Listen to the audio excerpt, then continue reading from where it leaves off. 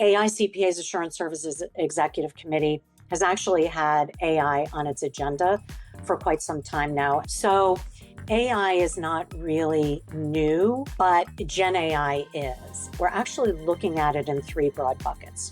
One is auditing an entity that uses Gen AI. The second is auditing using Gen AI as part of the audit, and then auditing the AI itself. Right now, the major focus is on how the use of AI by a client impacts the financial statement audit. I know you've been a champion for guardrails and ethics and that public trust for decades. Where should firms begin when designing governance frameworks for AI? I think as leaders, we need to make sure that we have really clear policies on AI usage, like the what, the how, the where, the containment of it. I also think that we need clear ownership and oversight of AI within our entities, and it really does create a culture of responsible usage when somebody is responsible for ownership and oversight. The entire CPA Evolution initiative is under your remit. So how does the education for the future generations need to evolve to reflect that AI augmented experience that they're all going to have? Yeah, so education. You've been tuned in to AI Native Accounting, powered by Digits, the world's first autonomous general ledger. Unlock automation for bookkeeping, reporting, client collaboration, and more. Let Digits handle the tedium so you can focus on high-impact client services. See why AI Native Accounting starts with Digits. Try it for free today at digits.com. Happy New Year, everyone, and welcome to the AI Native Accounting Podcast presented by Digits. I'm your host, Kacee Johnson, principal at Be Radical. And today I'm joined by a very special guest, someone who has guided, shaped, and steadied the accounting profession through more inflection points than nearly anyone, Sue Coffey, CEO of Public Accounting at the AICPA.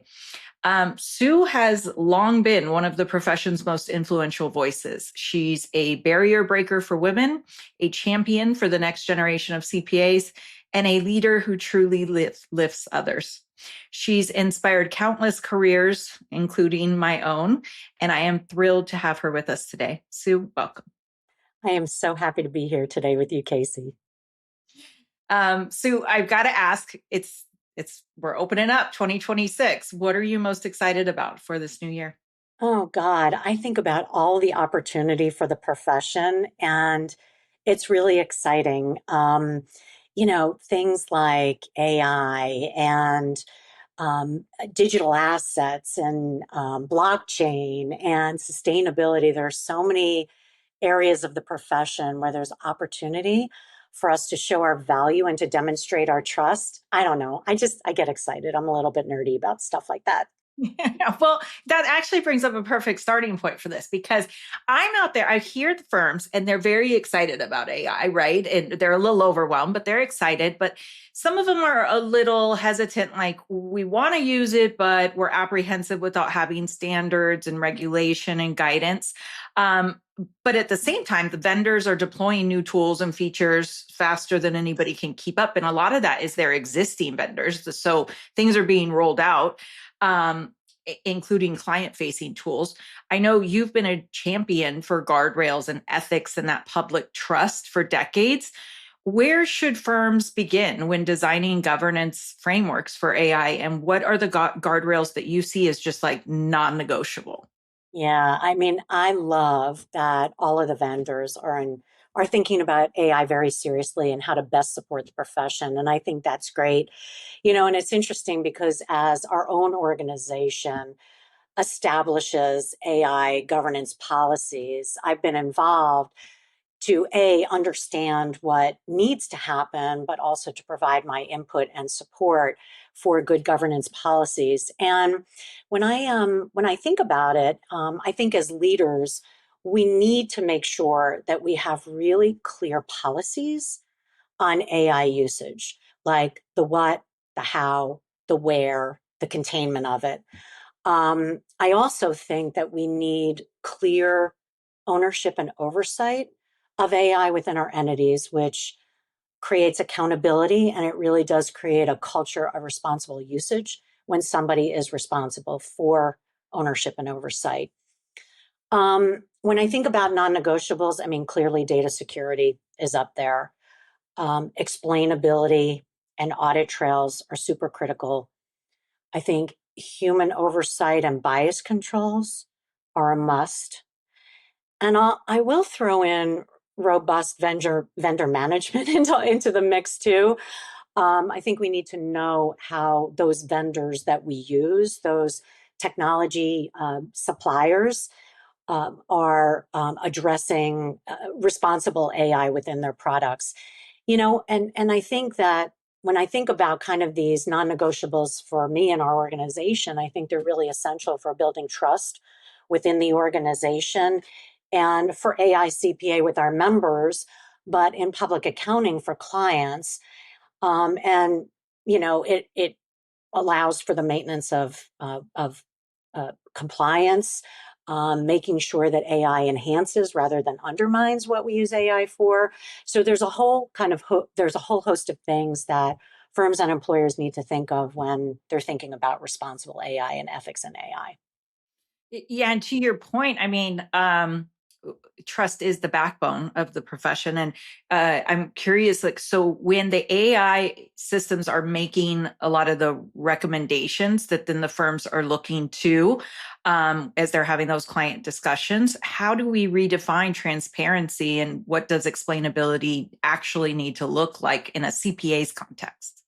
Yeah. So as I said, explainability is really important, and how AI makes those decisions, and whether those decisions are clear and understandable and auditable. I mean, much of what we do as a profession is regulated, and the regulators are looking to us to make sure that when we implement AI in solutions, that they are auditable, they are understandable, and they are clear. I was thinking about kind of practically speaking, what does that mean? And so, you've got tools that categorize transactions, right? Or classify transactions. Well, is there a clear rationale behind that? Why is AI classifying something as revenue or expense, or as an asset or a liability? Is there a clear explanation of how anomalies are identified, for example, in an audit, or why a transaction was flagged, or what was the logic behind it? Was it use of ratios, or was it a trend analysis, or was it an industry benchmark that an item was being compared to that made it out of whack? Understanding what those explanations are simply critical, and especially for our core trusted services like audit and tax. And I understand from some of your team that the AICPA's executive committee is working on a new practice aid specific for use of AI. Can you give us a sneak peek as to what will be in it or when it'll be available? Well, it's certainly a work in process. And we're addressing this like we've addressed our digital assets working group, in that as we develop, I'll call them chapters or modules, we're releasing them because this is kind of an uncharted area, right? AICPA's Assurance Services Executive Committee has actually had AI on its agenda for quite some time now, and has developed several thought leadership pieces in partnership with CPA firms and other organizations like, CPA Canada as an example. So AI is not really new, but Gen AI is. And as it relates to Gen AI, we're actually looking at it in three broad buckets. One is auditing an entity that uses Gen AI. The second is auditing using Gen AI as part of the audit, and then auditing the AI itself. And so we're focusing on all three of them, but in very different ways. Right now, the major focus is on how the use of AI by a client impacts the financial statement audit. And as you mentioned, we have a practice aid under development that we've got 3 chapters so far that are kind of under review. And once that review is completed, we'll be issuing them. The first is just about understanding AI, what it is and what it is not in the context of the topic.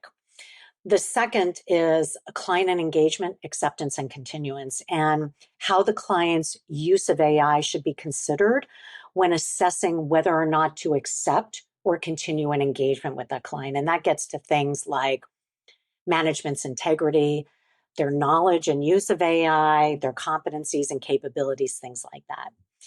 The third is around understanding the entity and its environment, and in particular, its system of internal control. Super important, obviously, in the context of usage of Gen AI. So those are the three chapters that are currently under kind of production. And once they're reviewed, they'll be ready to go.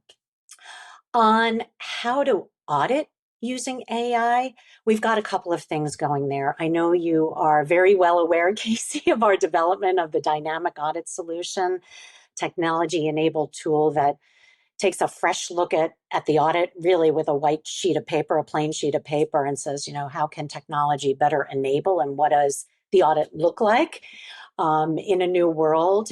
And we're actually learning a lot from the development and the execution of that, and how Gen AI kind of fits into that product, and how to make sure that the product is working as intended. So we've kind of got that going on.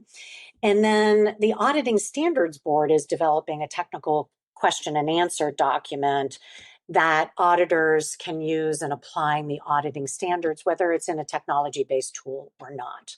And then the third one is considering what needs to be done to support assurance over the AI itself. So there are laws that exist, say, if you're using AI in hiring practices, that AI has to be audited for bias. Okay, so just as an example. And really, that involves collaboration with a bunch of organizations to make sure we get it right. So, for example, we're following NIST very closely because they're doing some work around, reporting frameworks. And in order to perform assurance, you need suitable criteria around which to report. And then that's what the assurance is based off of. So, once we see some suitable reporting frameworks or criteria, we'll be developing guidance based on those frameworks. And that guidance will likely promote the usage of different audit techniques, like running data through different scenarios and testing the outcomes and things like that. Sure. It's just incredible how fast it's all moving, and to keep up with it. I mean, it can take your breath away. It's just like It's crazy and scary. I agree. Well, I'd like to talk a little bit about like the human advantage for the profession. I know you've been one of the strongest voices around the human side, the trust, ethics, care, stewardship. As automation scales, those qualities really do become differentiators for the firm and for the practitioners.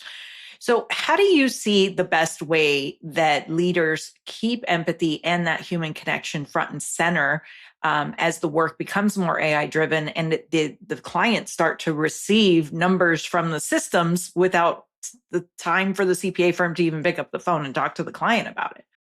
Yeah, I mean, that is super important. I get asked all the time, is AI going to replace what we do? And it is not. It is going to enable us, and it is going to make us better at whatever service we provide for clients. And at the end of the day, we're a people profession. And that will continue, to your point, that will continue to be our unique offering, our differentiating factor. Technical knowledge, competence, experience is certainly going to be, is going to continue to be needed, of course.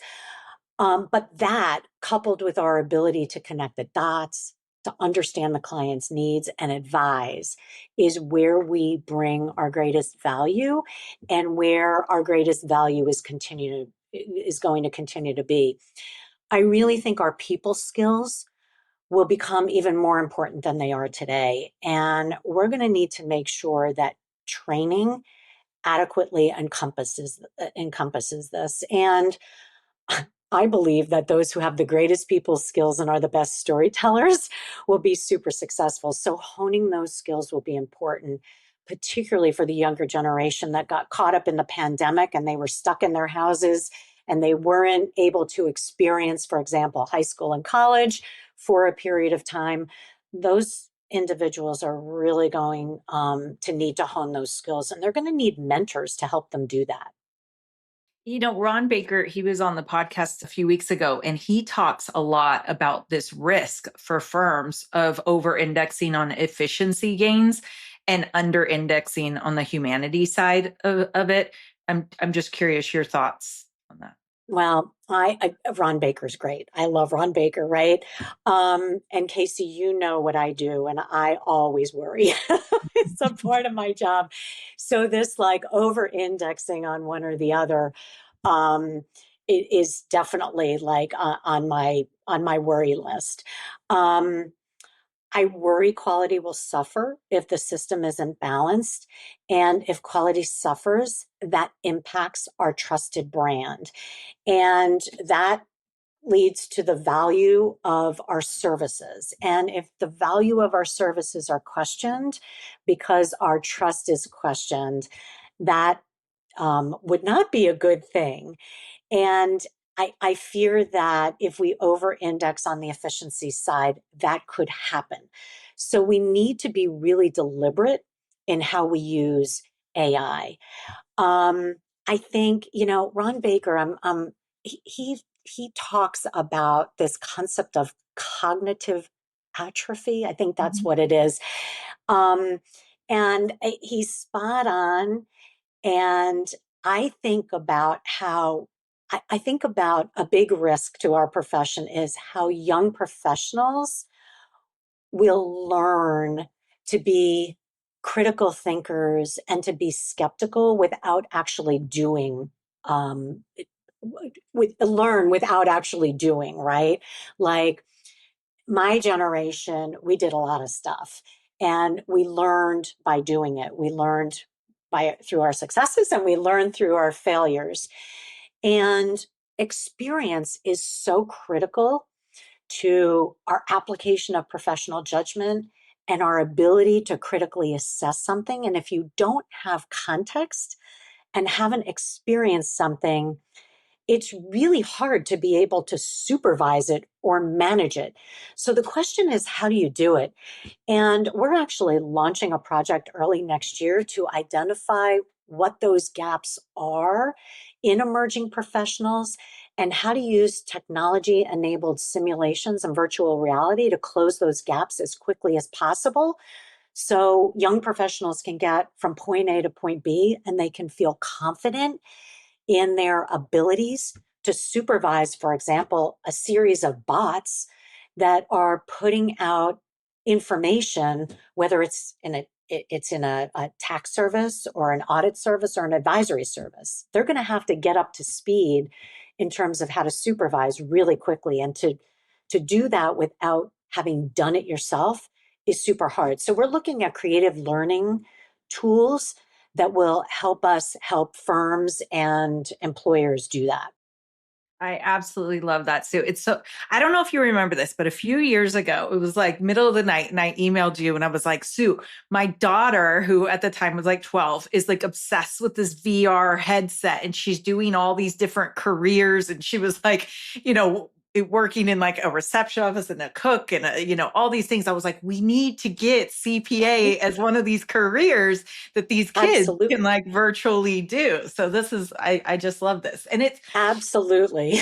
it's funny as you're saying this. So earlier this year, I was speaking at BDO and a gentleman raised his hand and he said, okay, well, if you're telling me that the agent is going to be like a junior associate in my firm, and same thing of what you're saying, and they don't have the context of why this is happening. Like AI is great at the what, but it's not great at the why, right? How do they get that fundamental skill set? So I guess, you were talking about the younger generation. I know, the entire CPA evolution initiative is under your team and under your remit. So how does the education for the future generations need to evolve to reflect that AI augmented experience that they're all going to have? Yeah. So education absolutely needs to change. And I think as a profession, we really need to step up to the plate and help. Help them understand, help educators and deans of business schools understand what those skills are and how they can be a major part of the process. I will tell you, we're always going to need technical knowledge. I mean, that is fundamental to who we are and what we do.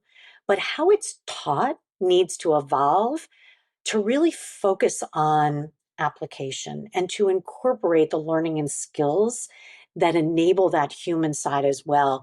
I'll give you an example. You know that we develop and administer the CPA exam, right?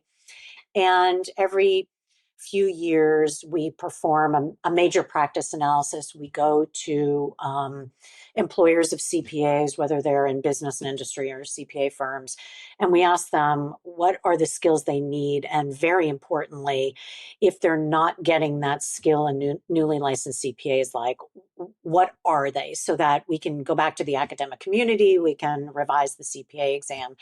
And so several years ago, based on what firms were telling us they needed in their newly licensed CPAs, we shifted a lot of the exam from knowledge content to application, to applying it. And I'll tell you, CPA candidates really struggle with those simulations that are actually the application of the content. And that needs to change, and that can change with different types of education. But I don't think it can be done through formal education systems alone. I really do think that employers, which would be firms or finance departments, need to think about how they can facilitate what they need and when, and help us figure out what needs to be taught in colleges and universities and what can be done through virtual reality and simulations and internships, and it really experiential based learning. And then I told you we're launching that initiative, um, to understand what those gaps are and help those new career entrants get from point A to point B more quickly. We're going to be starting some research into all practice areas, think tax, planning, assurance, advisory. Early, in 2026, we're going to be talking to your point, virtual reality service providers and tech-enabled learning solution providers to see how we can collaborate to get what we need to get done quickly. Kacee, I think you know this about me. I don't take on any project if it lasts more than 18 months. Like it has to have it has to have a very defined calendar. And so this is something that has to be done really quickly, and candidly, we need it really quickly. The profession needs it really quickly because, to your point earlier, things are happening really quickly and we need solutions quickly. Yeah. And it's interesting. It kind of brings up too, though, the importance of lifelong learning, because I'm even like encouraging firms do reverse mentoring, like have the young folks help the more senior executives that just don't feel as comfortable in these systems and are maybe a little hesitant. So I love all of the new ways that you guys are thinking about education for the younger emerging leaders and giving them all of that context that the AI systems are kind of going to just hop right over. But I also wonder, what are you thinking for, the more senior folks in the profession that it's lifelong learning at this point? Yeah. So it's funny that you said, the younger generation, like kind of reverse mentoring. I was very recently at a conference of college students, and they were freshmen, sophomore, juniors, and seniors. Most of them were lower class, not seniors. And of course, the first question I got was, is AI am I going to have a job? They were all accounting majors. They're like, am I going to have a job when I graduate? And so I talked to them about the things that you and I have been talking about and how it's an enabler. And then the next question was, well, how can we help? And I actually had that conversation with them. I'm like, you grew up with this technology at your fingertips. I mean, like you carried your phone around from when you were in the cradle. You can absolutely help more seasoned professionals learn about technology and the capabilities and how to use certain applications, and they'll welcome it because that's kind of hands-on learning, right? And we all had our hands-on learning in order to get where we are. So I think that is absolutely one of them. And thank you for mentioning that.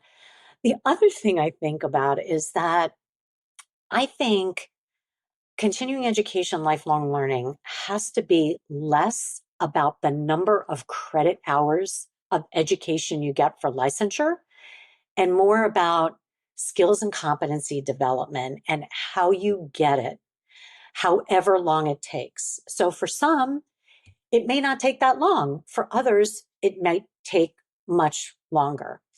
And as the velocity of technology evolution continues to accelerate, learning is just going to become more of a constant than it is today. And we kind of need to shift our focus to that. We have to get out of this habit of saying, well, I need 40 credit hours for license. Well, how about I need certain skills and competencies to do my job. And so I'm going to take this learning path that's going to get me there. Mhm. It reminded me as you were saying that, and not being in these strict things. Oh gosh, he must have said it close to 15 years ago. But Doug Sleater, I'm sure you remember Doug. He was on a stage and he kind of coined the term agility trumps ability. And with how rapid this is all changing and getting out of those constructs, like it just kind of still rings true today. It maybe Totally. rings true even more. Totally. So, you've guided the profession through extraordinary change, talent shortages, regulatory shifts, cloud, move to the cloud. And now with AI, the profession is at this big inflection point. When you look at this moment with AI and what sometimes I hear a lot of the comparisons to the cloud, the move to the cloud, right? I'm curious what feels fundamentally different with this shift. So, yeah, when I think about the length of my career, 30 plus years in this profession, I've seen a lot of technologies, right? I mean, technology has evolved over the entire course of my career. And it's funny because every time new technologies have been introduced, there's always been kind of like this storming phase with a lot of anxiety in the profession. And then kind of it calms down and norming sets in. And when I look at our profession, it's always made us better at what we do. It's always created opportunity. And it's funny because that's really what excites me about AI today. I think the difference is the speed in which technology is changing and the fact that nothing is static anymore. It is constantly changing, and keeping up is harder than ever. And so your comment about agility, like, that's a skill and something actually I didn't think of before, but probably something we have to constantly work at.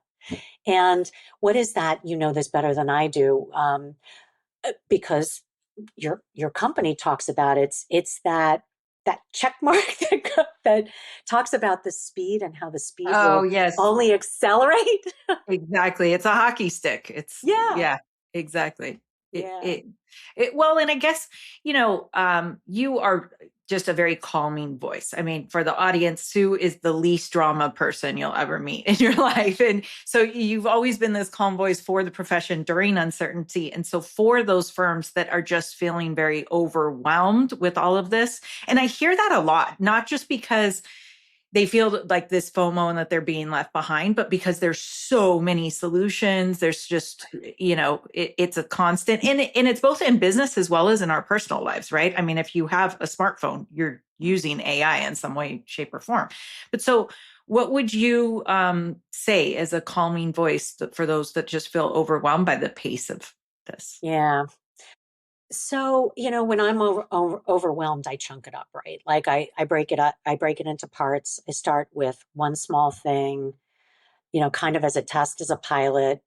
I look at what works, what doesn't work, start small, get it right, and then build on it. In fact, that's what I'm asking of my team. All of my direct reports, I've asked them to work with an internal consultant to understand the business that they operate in, because they're all very different and disparate, and understand what the capabilities are and kind of what fits in, and then start small and then build on successes. I will say though, in this one, with Gen AI, I have to admit that I don't know what I don't know. Like, I don't know the breadth and the extent of what all of the products can possibly do. And so when I get into a situation like that, sometimes it makes sense to bring in a professional to help you understand kind of what the possibilities are and how to actually take that first step.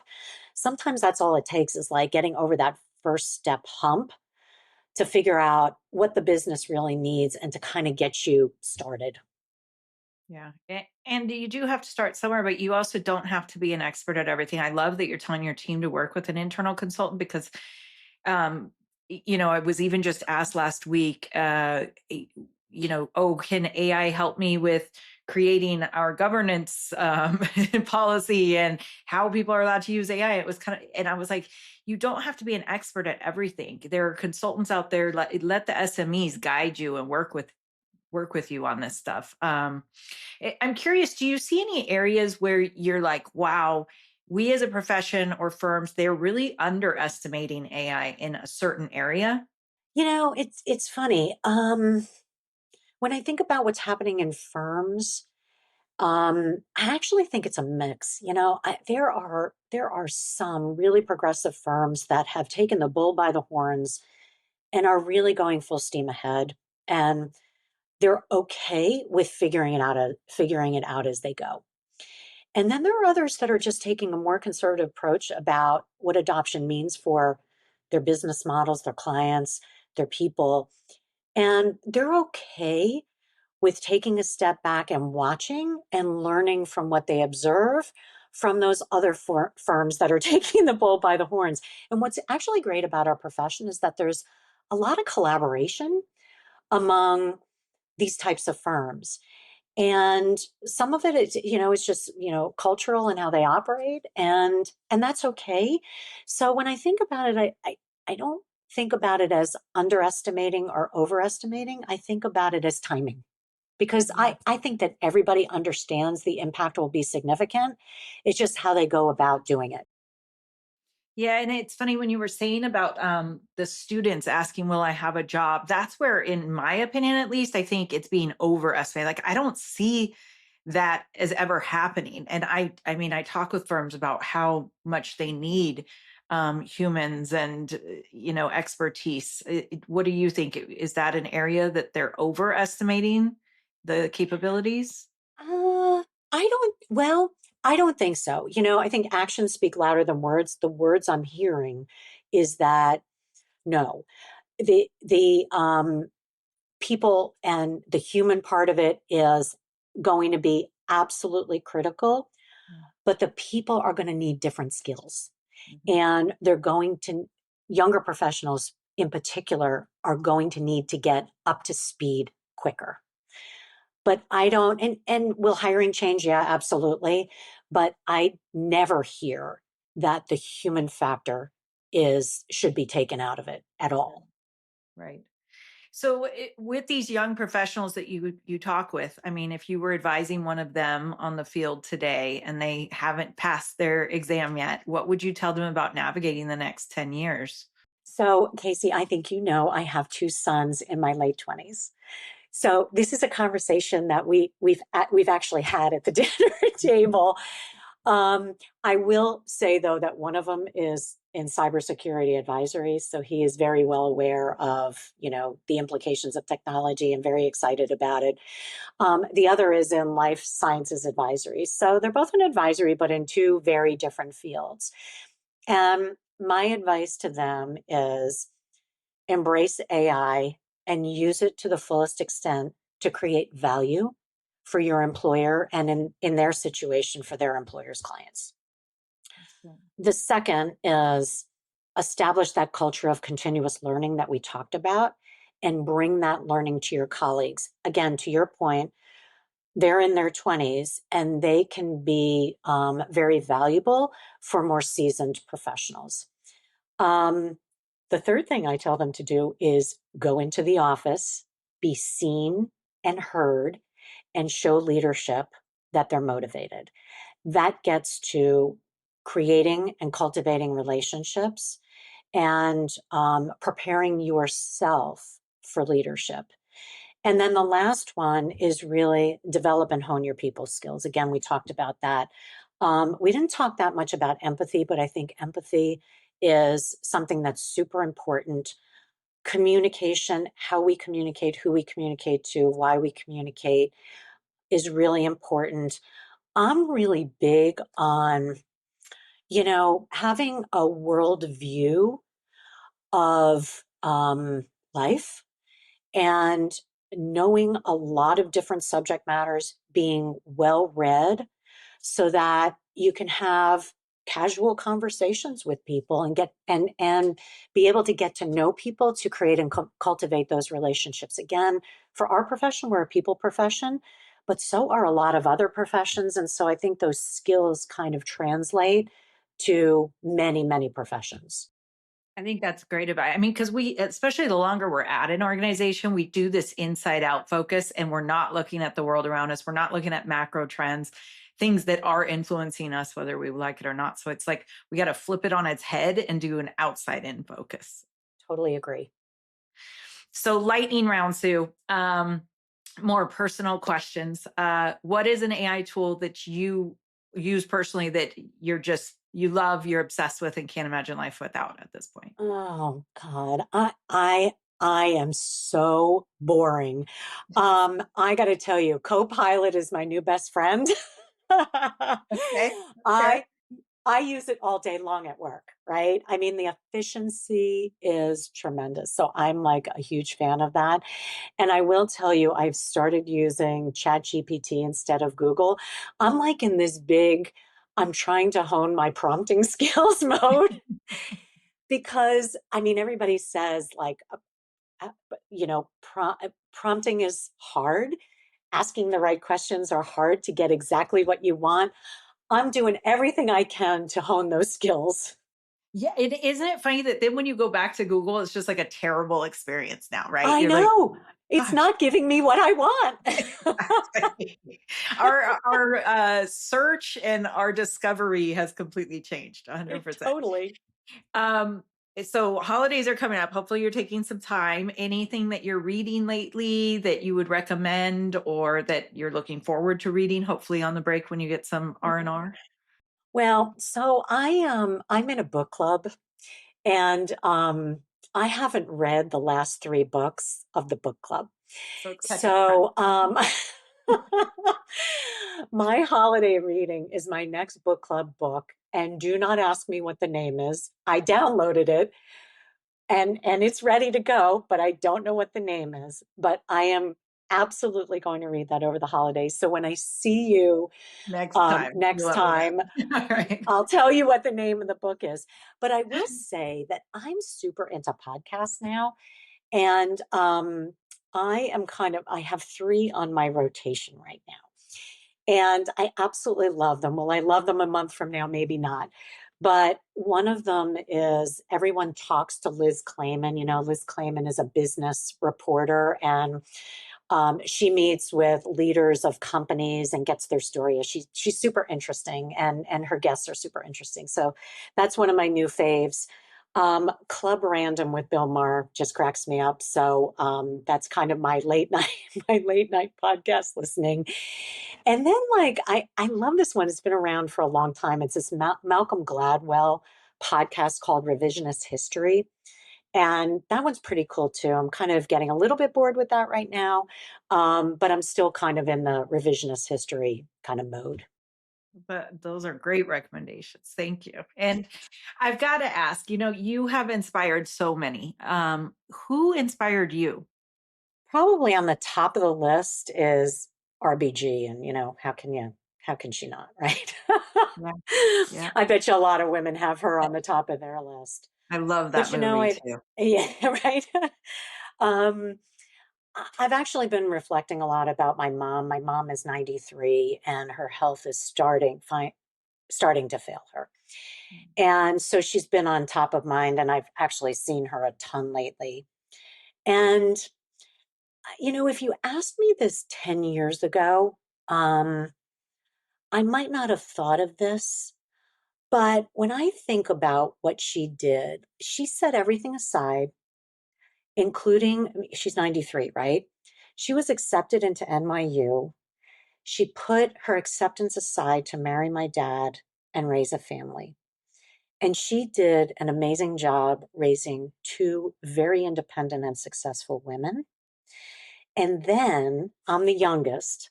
When I went to college, she went to college and she started a career in her late 40s.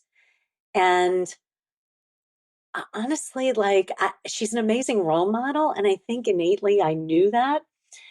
But I guess it's just because I'm spending a lot of time with her and kind of reflecting on our relationship.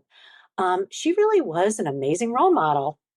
Well, and that's incredible. Imagine how scared she was going back to school after all those years, and then with folks younger than her. I mean, I with her know. daughter's age. Yeah. That I know. that's very impressive. Good for her. And I'm sorry to hear she's not doing well. But She's lived an amazing life. She really has. well, thank you And so I'm much. proud to be your daughter.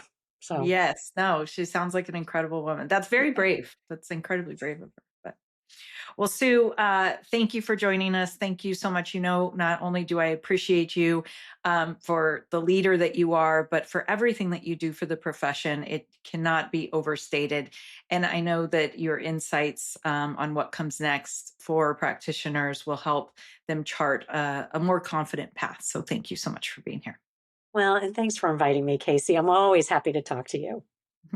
Well, we're going to get in person soon, but yes. And thank you to our listeners for tuning in. If you're exploring how to be an AI native firm, visit digits.com to learn more. Check out the full lineup of episodes on YouTube or via your favorite podcast platform. And until next time, stay curious and stay ahead. You've been tuned in to AI Native Accounting, powered by Digits, the world's first autonomous general ledger. Unlock automation for bookkeeping, reporting, client collaboration, and more. Let Digits handle the tedium so you can focus on high-impact client services. See why AI Native Accounting starts with Digits. Try it for free today at digits.com.